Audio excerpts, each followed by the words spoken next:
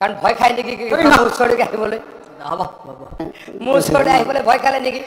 পাৰ্টিৰ পৰা কিবা তেওঁলোকৰ ডিৰেক্টিভ দিয়া আছে নেকি যে মন্ত্ৰীৰ ওচৰলৈ যাব নালাগে সেইদিনাখনো যদি মোক এইখন গাঁৱৰ কথা ক'লে হয় পাৰ্টিকুলাৰ গাঁওখনৰ কথা ক'লে হয় মই নিশ্চয়কৈ তাতো গৈ উপস্থিত হ'বলৈ চেষ্টা কৰিলোঁ হয় কিজানি সেইদিনাখনে মই সেইটো কামো কৰি দি আহিলোঁ হয় এই যেনেকৈ বাগডোগৰা গাৰুপাৰাত মই নিজে উপস্থিত হৈ কৰি উপলব্ধি কৰিলোঁ মানুহখিনিৰ সমস্যা উপলব্ধি কৰি দিম বুলি কৈ আহিলোঁ গাৰুপাৰা মোৰ সমষ্টি নহয় এইখন 28 গোসাইগাঁও সমষ্টি ছাৰ কৈছোঁ আপোনাৰ আগতে আছিলে আগতেতো আপোনাৰ আছিলে আগতে নাছিলে এতিয়া ডেলিমিটেশনৰ পিছত নতুন গোসাইগাঁও ঠিক আছে মন্ত্ৰী ডাঙৰীয়া এই জায়গাটো মই এইটো জায়গাটো কৈছোঁ নহয় আপুনি এইটো ভোলাৰ খাচলৈ গৈছোঁ নাই ভোলাৰ খাচ আপোনাৰ পৰে মোক মিছলিড কাইণ্ডলি নকৰিব মই অলপ সাজুহে আহোঁ ঠিক আছে প্লিজ নকৰিব ভোলাৰ খাচলৈ গৈছোঁ ভোলাৰ খাচলৈ যাওঁতে যদি আপুনি মোক সহযোগ কৰিলে হয় আৰু যদি মোক ইখন গাঁও দেখাই দিলে হয় মই নিশ্চয়কৈ ঠিক আছে থেংক ইউ ভৱিষ্যতে এখনো কৰিবলৈ চেষ্টা কৰিম ছাৰ ইয়াতে মই ক'ব বিচাৰিছোঁ সন্মানীয় স্পীকাৰ ছাৰ যিটো কথা কৈ আছে এই নদী ৰিভাৰ বেংকটো গোসাইগাঁৱতো পৰে কিন্তু গোসাইগাঁও যিটো এলেকা বাগডোগৰা এইটো অলৰেডি টেণ্ডাৰ হৈ গৈছে মোৰ যিখিনি পাৰ্ট পৰিছে 199.00 লাখত তাৰ কাৰণে মই মন্ত্ৰী মহোদয়ক ধন্যবাদ জ্ঞাপন কৰিছোঁ আৰু ইয়াৰ কুৱেশ্যনটো কৰক নহয় কুৱেশ্যন নহয় ছাৰ এইটো ক্লেৰিফিকেশ্যন মই দিব বিচাৰিছোঁ আপুনি কি ওচৰলৈকে পৰে মন্ত্ৰী দিলে ক্লেৰিফিকেশ্যন হয় নালাগে হ'ব আৰু আকৌ এটা দিছে আমাক নালাগে উত্তৰটো নালাগে অলৰেডি কুৱেশ্যন নহয় ভাস্কৰ বৰুৱা অধ্যক্ষ মহোদয় মই মন্ত্ৰী মহোদয়ক ইতিমধ্যে কেইবাবাৰো তেখেতক মই লগ পাইছোঁ এতিয়া মোৰ প্ৰশ্নটো হৈছে আমাৰ তিতাবৰৰ চৰাইপানী এখন নদী আছে নগাঁও পাহাৰৰ পৰা বৈ অহা এই নদীখনৰ পানীৰ আৰম্ভণিতে খুব স্পীডটো বেছি আৰু যিটো অঞ্চলৰ কথা মই কৈছোঁ চৰাইপানী তাত আমাৰ চাহ শ্ৰমিকৰ পৰা আৰম্ভ কৰি জনজাতীয় লোকসকল বসবাস কৰে আৰু দিনে দিনে তাত এই প্ৰটেকশ্যনৰ অভাৱত যথেষ্ট তাত গৰাখহনীয়া এটা ৰূপ লৈছে এইটো মন্ত্ৰী মহোদয়ে মই প্ৰপ'জেল ইতিমধ্যে 3টা তেখেতক হাতে হাতে দি থৈ আহিছোঁ তেখেতে মোক কৈছে যে পুঁজি সাপেক্ষে দাদা মই কৰি দিম মই কৰি দিলে মই খুব ভাল পাম আৰু এটা কথা 2021 চনত প্ৰথম বিধানসভাতে মই এটা উল্লেখ কৰিছিলোঁ যে তিতাবৰত আমাৰ যিবোৰ সীমান্তৱৰ্তী এৰিয়া সেই এৰিয়াবিলাকত কি হয় পাহাৰৰ পৰা মাটি খহি আহি মানে হাজাৰ হাজাৰ বিঘা মাটি আমাৰ এতিয়া কি হৈছে লাহে লাহে পুতি পেলাইছে আৰু তাত এখন নদী আছে তেৰিমেৰি নদী সেইখনৰ সংযোগ কৰি দিব লাগে কাকডোঙা নদীৰ লগত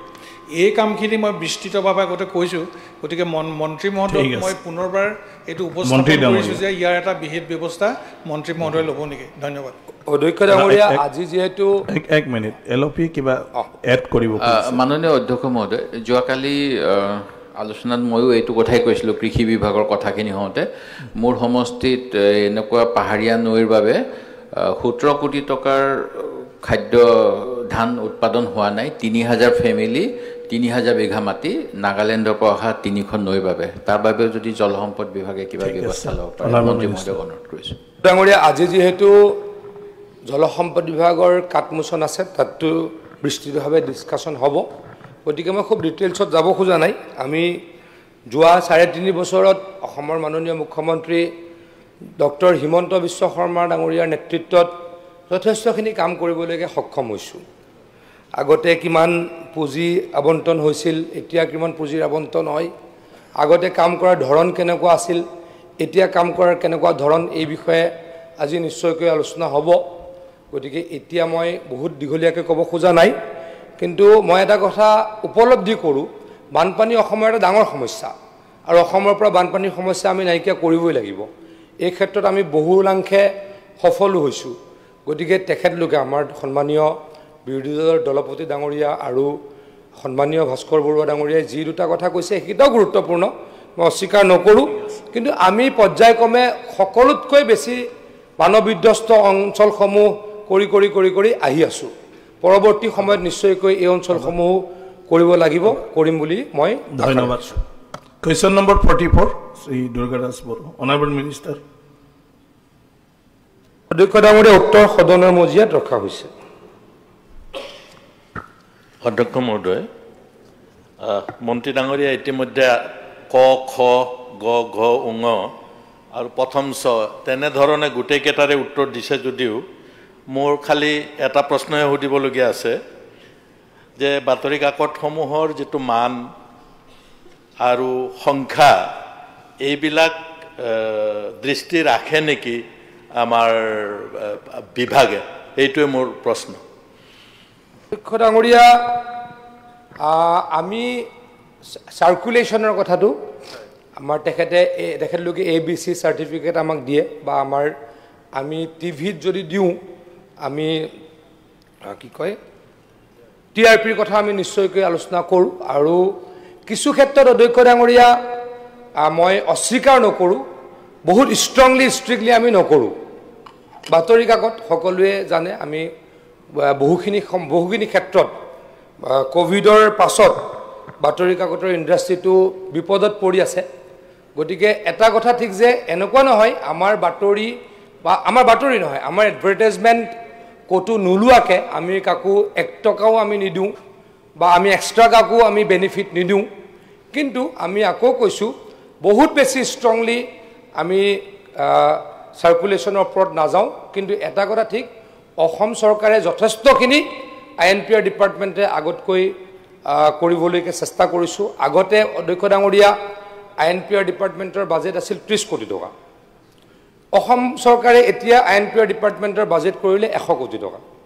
অধ্যক্ষ ডাঙৰীয়া বাতৰি কাকতত কিয় বা টিভিত কিয় এডভাৰটাইজ দিব লাগে তাৰ এটা মই সৰু উদাহৰণ দিম অধ্যক্ষ ডাঙৰীয়া এবাৰ আমাৰ কেবিনেট হৈছিলে বঙাইগাঁও জিলাত আমি বঙাইগাঁও জিলাত কেবিনেটলৈকে যাওঁতে আমাক কেইটামান কাম দিছিল সেইটো মই দক্ষিণ কামৰূপৰে কৰি গৈছিলোঁ আহোঁতে কেইটামান কাম দিছিল অধ্যক্ষ ডাঙৰীয়া এইটো বাক্সা জিলাৰে কৰি আহিছিলোঁ এটা অন্যতম কাম আছিলে যে মই এগৰাকী অটল অমৃত অভিযানৰ বেনিফিচিয়াৰী ঘৰলৈকে যাব লাগে আৰু তেখেতৰ কি উপলব্ধি মই বুজি আহিব লাগে অধ্যক্ষ ডাঙৰীয়া মই এগৰাকী মানুহৰ ঘৰত গ'লোঁ আমাৰ বাক্সা সমষ্টিত গ'লোঁ অধ্যক্ষ ডাঙৰীয়া গৈ পেলাই দেখিলোঁ বৰমা সমষ্টিত এতিয়াৰ বাক্সা সমষ্টি মানুহগৰাকীয়ে ক'লে যে মই 2018 চনত অটল অমৃতৰ কাৰ্ডখন ব্যৱহাৰ কৰিছিলোঁ মই খুজিলোঁ আপুনি আকৌ তাৰ পাছত কৰিছেনে নাই কৈছে আৰু মই কৰা নাই মই তেখেতক ক'লোঁ যে এই যে অটল অমৃত কাৰ্ডখন প্ৰত্যেক বছৰে বছৰে কৰিব পাৰি কিছুমানে ৰিনিউৱেল কৰিব নালাগে কিছুমানে 100 টকা দি ৰিনিউৱেল কৰিব লাগে সেই কথাটো আপুনি জানে নে নাজানে তেখেতে ক'লে ছাৰ মই নাজানো অধ্যক্ষ ডাঙৰীয়া এতিয়াও আমাৰ বহুত ব্যক্তিক কিছু কথা বুজাব পৰা নাই চৰকাৰী আঁচনিৰ বিষয়ে আমি ভালদৰে বুজাব লাগে সেইকাৰণে আমি এডভাৰটাইজমেণ্টৰ কি লওঁ আমি সহায় লওঁ আৰু তাৰ উপৰিও আমাৰ নিবিদায় হওক চাকৰিৰ আমাৰ এপইণ্টমেণ্টৰ আমাৰ এডভাৰটাইজমেণ্টে হওক এইবিলাকটো অত্যন্ত ইম্পৰ্টেণ্ট গতিকে অধ্যক্ষ ডাঙৰীয়া আমি এই ডিপাৰ্টমেণ্টটোক আৰু শক্তিশালী এইটো কাৰণে কৰিছোঁ যে চৰকাৰৰ আঁচনিসমূহ যাতে মানুহৰ মাজলৈকে লৈ যাব পাৰোঁ আগতে অধ্যক্ষ ডাঙৰীয়া এনেকুৱা আছিল যে পকেট টেণ্ডাৰ হয় পকেট টেণ্ডাৰ আগতে কেনেকুৱা শুনো অধ্যক্ষ ডাঙৰীয়া কোনো নাম নুশুনা নাম নজনা পেপাৰ এখনত টেণ্ডাৰ উলিয়াই দিয়ে আৰু 10 কপি 15 কপি উলিয়াই দিয়ে পৃথিৱীত কোনো গম নাপায় এইবিলাক আমি নাইকিয়া কৰিছোঁ অধ্যক্ষ ডাঙৰীয়া এই ডিপাৰ্টমেণ্টটোক যিমান পাৰোঁ আমি শক্তিশালী কৰিবলৈ প্ৰয়াস কৰিছোঁ কিন্তু আকৌ কওঁ আমি ABC বা আমি TRPটো সকলোৱে জানে তথাপি তেনেকৈ আমি দিওঁ কিন্তু অসমৰ যিমানখিনি বাতৰি কাকত বা যিমানখিনি টিভি আমাৰ ডিপাৰ্টমেণ্টৰ অন্তৰ্ভুক্ত হৈ আছে সকলোকে আমি নিয়মীয়াকৈ আমি এডভাৰটাইজমেণ্ট বা আমি বিল দিবলৈকে আমি যত্ন কৰি আছোঁ ধন্যবাদ আৰু আছে মোৰ লাষ্ট প্ৰশ্ন 1 জানুৱাৰী 2022 পৰা 31 জুলাই 2024 221 কোটি 93,36,419 টকা মোকলাই দিয়া হৈছে বুলি কৈছে গতিকে বৰ্তমানৰ চৰকাৰখনে যথেষ্ট ধন বৃদ্ধি কৰিছে বৃদ্ধি কৰাৰ পিছতো কৰবাত আপত্তি থাকে গতিকে মই বিস্তৃতভাৱে এই কাৰণে বিচাৰিছোঁ যে বিভাগে আৰু অলপ তন্নকৈ চাব নেকি যে তেনেকুৱা ধৰণৰ পাবলগীয়া আৰু পাব নলগীয়া তেনেকৈ তন্নকৈ চাবলৈ মই অনুৰোধ জনাইছোঁ নিয়মটো আগতে কেনেকুৱা আছিলে আমাৰ অসম চৰকাৰৰ পেমেণ্টৰ ক্ষেত্ৰত কৈছোঁ যদি পেমেণ্ট আমি ল'ব লাগে আমি কি কৰিব লাগে ফাইনেন্স ডিপাৰ্টমেণ্টলৈকে চিলিং পঠাব লাগে অধ্যক্ষ ডাঙৰীয়া মাননীয় মুখ্যমন্ত্ৰী ডাঙৰীয়া এটা সিদ্ধান্ত ল'লে যিহেতু বাতৰি কাকতক আমি খুব খৰতকীয়াকৈ টকাকেইটা দিলে তেখেতলোকৰো সুবিধা হয় আমাৰো সুবিধা হয় অধ্যক্ষ ডাঙৰীয়া আগতে এনেকুৱা নিয়ম আছিলে যে চিলিঙৰ কাৰণে ফাইনেন্স ডিপাৰ্টমেণ্টত যায় ফাইনেন্স ডিপাৰ্টমেণ্টে তন্নকৈ চাই গতিকে 6 মাহ 1 বছৰলৈকে বাতৰি কাকতে টিভিয়ে পেমেণ্ট নাপায় টকা নাপায় এতিয়া অধ্যক্ষ ডাঙৰীয়া আমি এইটো নিয়ম কৰিলোঁ যে চিলিং আমি ডিপাৰ্টমেণ্টলৈ দিব পাৰোঁ মেক্সিমাম হায়েষ্ট লেভেলৰ অথৰিটি মই কমিশ্যনাৰে ডাইৰেক্টৰে কমিশ্যনাৰলৈকে দিয়ে কমিশ্যনাৰলৈকে মোলৈকে দিয়ে মই এপ্ৰুভ কৰিলে লগত 2 দিনৰ ভিতৰত বাতৰি কাকতৰ টিভিয়ে বিল পায় ইয়াতকৈ ডাঙৰ কাম অধ্যক্ষ ডাঙৰীয়া ৰিফৰ্ম আমি ইণ্ডাষ্ট্ৰিটোৰ কাৰণে বাতৰি বা টিভি ইণ্ডাষ্ট্ৰিটোৰ কাৰণে কৰিব পৰা নাই এতিয়া সকলো তেখেতলোকো সুখী কিন্তু অসুখী শ্ৰেণী এটাও আছে অধ্যক্ষ ডাঙৰীয়া আমি কম পালোঁ বেলেগে বেছি পালে এটা ডাঙৰ সমস্যা আছে মই জানো দুৰ্গা দাই সেইটো কথাই কৈছে নিশ্চয়কৈ যে বহুতে চবে কয় বেছিয়ে লাগে অধ্যক্ষ ডাঙৰীয়া মই কথাটো কৈ দিছোঁ তেখেতৰ উত্তৰটো তেখেতৰ প্ৰশ্নটোৰ ভিতৰৰ কথাখিনি মই কৈ দিছোঁ চবে কয় যে আমি কম পালোঁ হয়নে দুৰ্গা চবে কম পালে কয় আমি কম পালোঁ কিন্তু অধ্যক্ষ ডাঙৰীয়া মই যদি ABCৰ কথা চাওঁ কেতিয়াবা কওঁ মই নিউজ প্ৰিণ্টৰ GST মোক কপি দিয়ক তেতিয়া সকলোৱে মোক বেয়া পাই যায় কিছুমান কাম কৰিবলৈ কৰিব নোৱাৰোঁ তথাপিতো যিমানখিনি পাৰিছোঁ শক্তিশালীভাৱে কৰিবলৈকে চেষ্টা কৰিছোঁ ধন্যবাদ কিন্তু মইতো কুৱেশ্যন কৰিব নোৱাৰোঁ এইটো বিষয়ত মানে বহুতৰে কিছুমান মোৰ তাত মানে আহি থাকে মানে মোৰ এটাই অনুৰোধ চৰকাৰী যিকোনো এডভাৰটাইজমেণ্ট যদি সেইটো ৰাইজৰ কাৰণে জানাটো অত্যন্ত দৰকাৰ তেতিয়াহ'লে লোকেল লেংগুৱেজৰ কিছুমান আমাৰ মিচিঙৰ ৰাভাৰ বা অন্যান্য পেপাৰ তাত যাতে TRP নাচাই ফালে এডভাৰটাইজমেণ্টটো যাতে দি দিয়ে যাতে এই মানুহখিনিয়ে অধ্যক্ষ ডাঙৰীয়া আপুনি খুব গুৰুত্বপূৰ্ণ কথা কৈছে লেংগুৱেজটো অলপ চিন্তা কৰিব লাগে কিন্তু অধ্যক্ষ ডাঙৰীয়া একেবাৰে যদি ABC নাচাওঁ ক'ৰবাত কেতিয়াবা শুনা যায় 200 কপি ছপাই আহি পেলাই DIPRত এপ্ৰুভ কৰাব লাগে